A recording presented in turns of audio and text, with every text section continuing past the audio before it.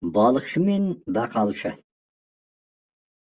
Ертеде Атырау бойы тұрғындарының Батагөй ақсақалы Бақан дейтін балықшы қарт болыпты.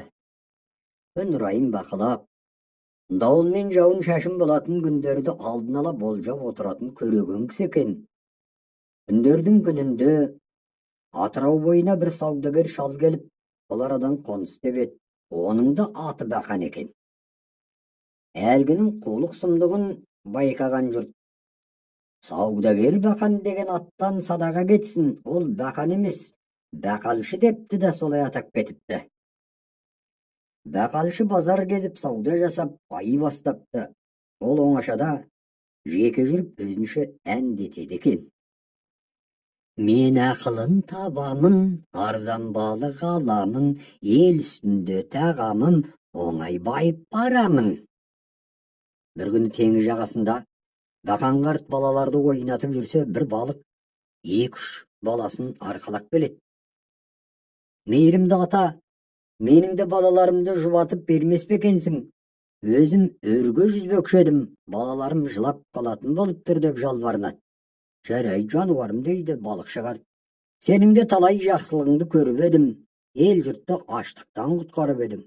Сол жақсылығың үшін балаларыңды қарай тұрайын. Алаң болма, өрлеп қайт. Рахмет ата, деп балық жүзіп кетеді. Балықшы балықтың балаларын әлдилеп жұбата бастайды. Әлди ауайын, атқа тұқым жауайын, айдын кезген анаңды шақырайын табайын.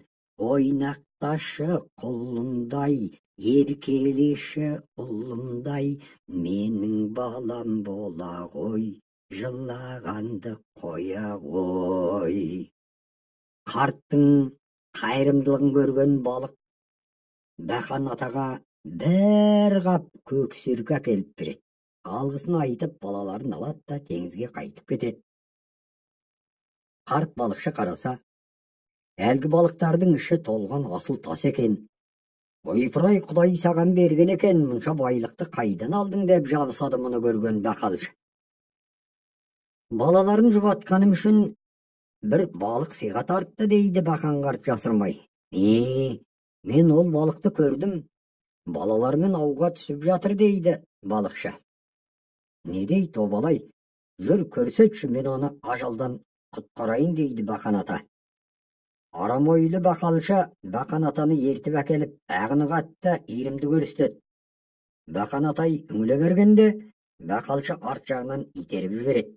Бақан ата теңіздің тұңғиығына батып кетеді. Бақалшы әлгі асыл тастар жатқан жерге келсе, дым жоқ, бәрі ғайып болыпты. Сонан соң залым бақалшы Бақан атаның киімдерін киіп, әлгі балықтың қайта оралып келуін тосады. Әлгі балық суға батып бара жатқан Бақан атаны құтқарып алады. Балықшылардың оңаша бір күркесіне жеткізеді. Сонан соң балаларын шұбыртып, манағы қарт балықшыға балаларын қалдырған жерге келеді. Қайырымды қарт, дейді ол сонда отырған кісіге. Мен өрге жүзіп қайтайын деп ем. Мына балаларыма бас көз бола тұршы. Әрине, жомарттың жолын тосқан құр қалмас деуші еді деп бақалшы өз еміреуін сездіреді. Анасы кетісімен балықтың балаларын ұрып соғып, ауыздарына құм құйып, есін шығарады.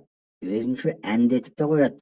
Әлди жаманым, оңай менің тамағым, іске асса амалым, лезде байлап аламын. Bir кезде балық бір қап арқалап оралады. О, жомартым, балаларың тым еркек екен, отам деп әбден шаршап отырмын. Тез қайтқаның жақсы болды, деп қапқа қарап ынтыға түседі бақалшы. Қаптың аузын қараңғы шоланға кірмей ашпа. Айласы көп шортандар қашып кетуі мүмкін. Шоланның есік терезесін мықтап жауып алды, сонан соң аш. Асығыс едім, айыпқа бұйырма, деп балық балаларын етіп теңізге шығып кетеді.